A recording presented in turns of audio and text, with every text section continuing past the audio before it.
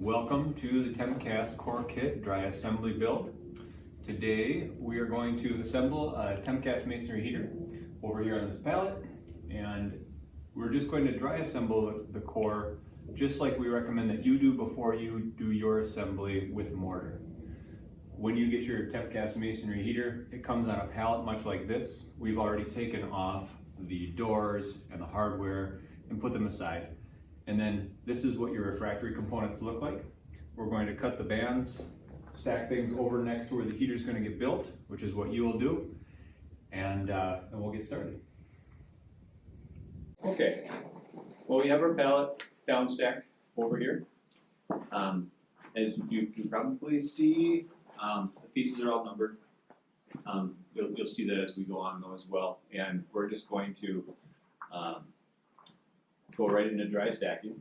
So we'll just start with number 1, move to number 2, so on and so forth until we finish. It's that easy, so here we go.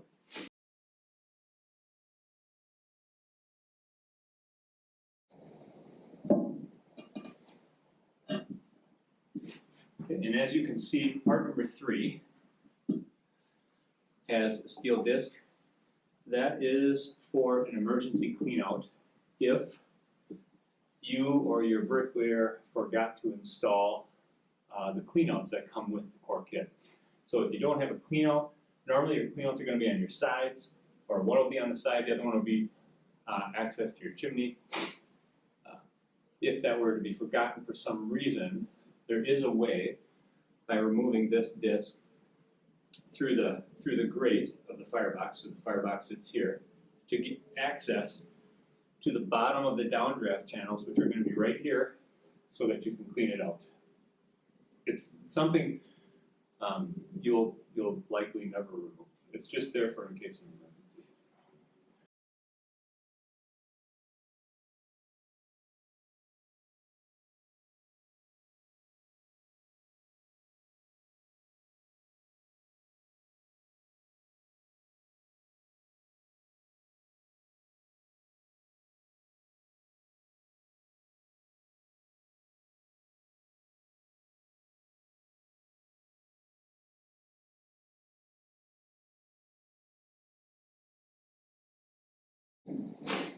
As far as the mortar for putting the kit together, the mortar is going to go, you're going to put a bead on this ledge right here and a bead right here.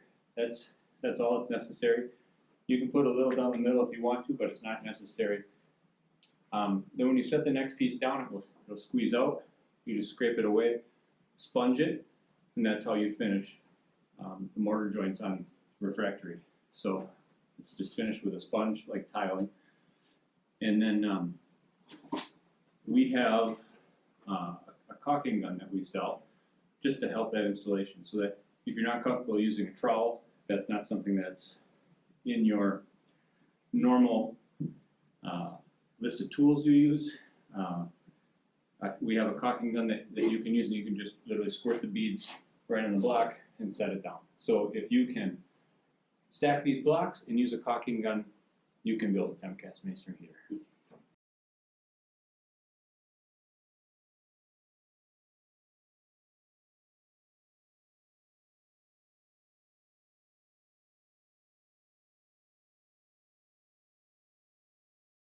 So as long as you proceed in order, these pieces won't be able to fall in on you. This is part number 14, this is 15, the other one is 16. So as long as you go in order, this piece has a key, or has a notch that fits into the key, so that things won't collapse in on as you build.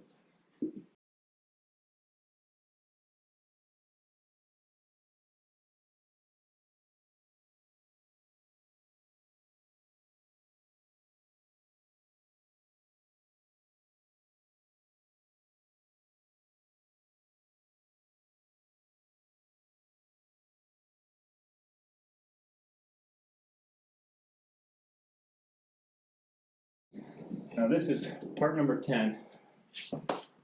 Part number 10, it can go in now or whenever.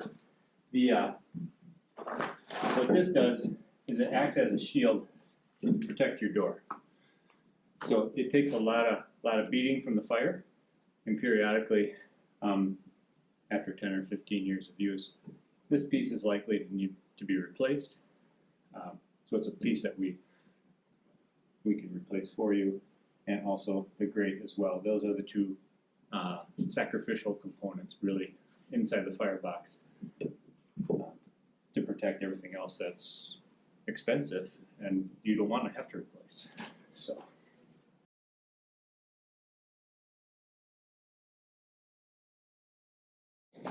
Okay, so we've got the basic, at least the bottom half of the core built. This is your firebox. This is the throat area, and this is the surface of your bake oven.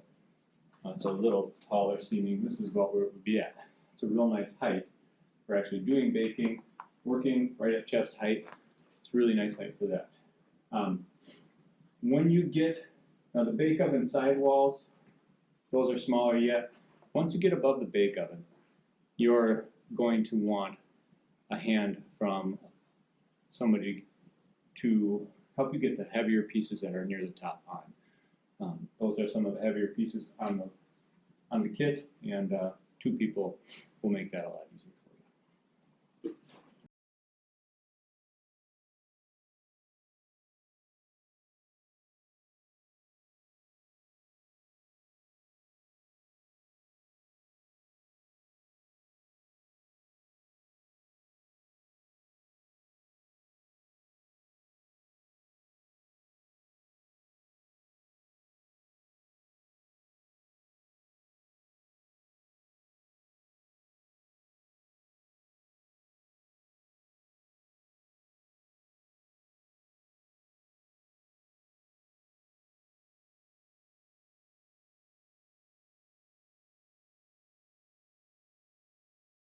Now this is where some of your expansion joint material starts to go.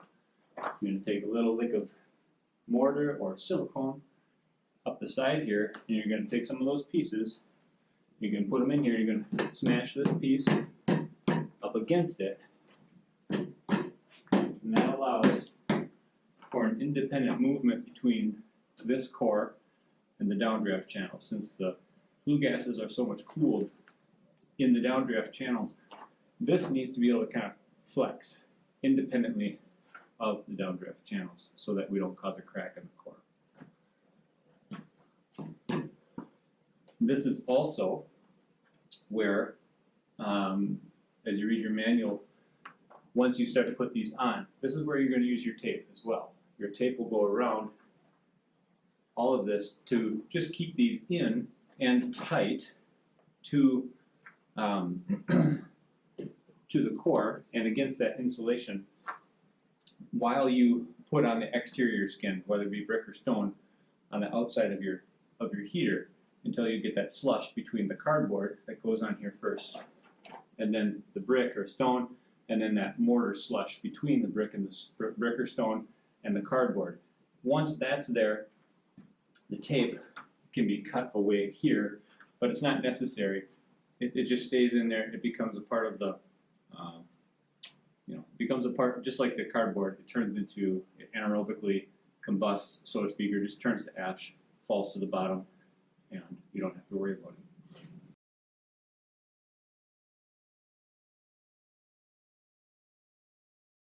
it. Now, if when you're doing your dry stack, you decide not to put this last piece on, that's totally fine. You'll understand what's happening at this point.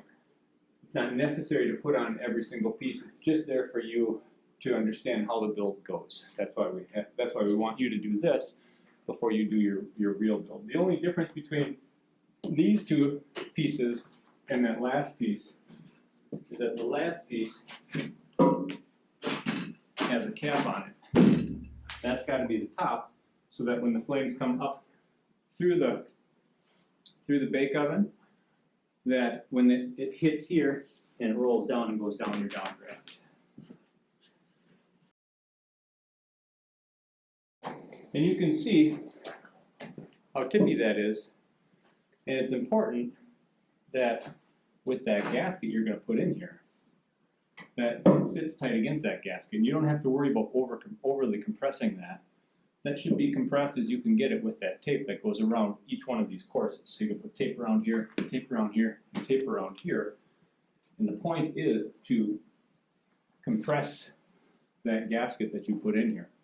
Now you're not going to tape it until you get both pieces on. So once this piece and this piece is on, then you tape it. Once this piece and this piece is on, then you tape it. And once the final two pieces are on, you tape it.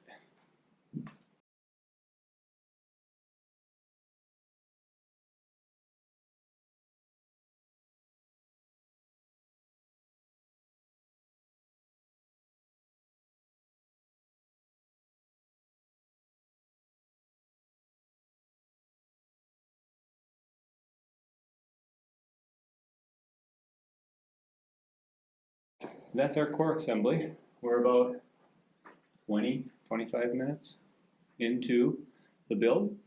Dry stacked, full core, up and ready to go.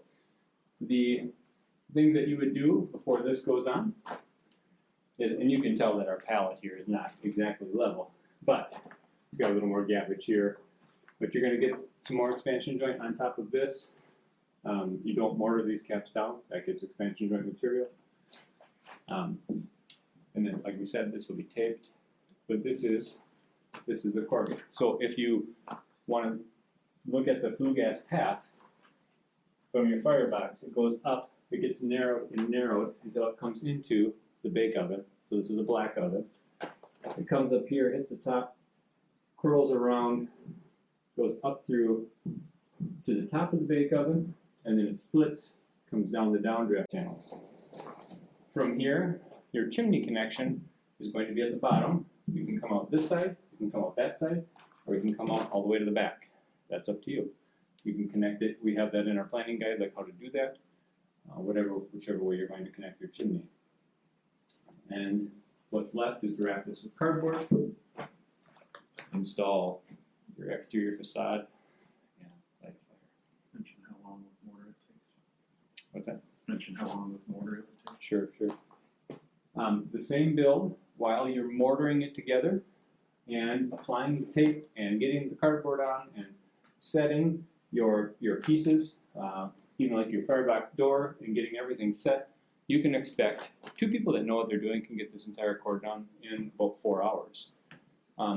This is your first time doing it, give yourself a day to get your pallet, offload it, get everything where you want it, cut your fabric, all of your expansion stuff, you're going to have to cut that. Comes in a roll. We have a diagram exactly how to do that. So you'll spend a day doing this core. But very simple, very easy. If you can work a caulk gun, if you can stack blocks, you can build this. Thanks for watching.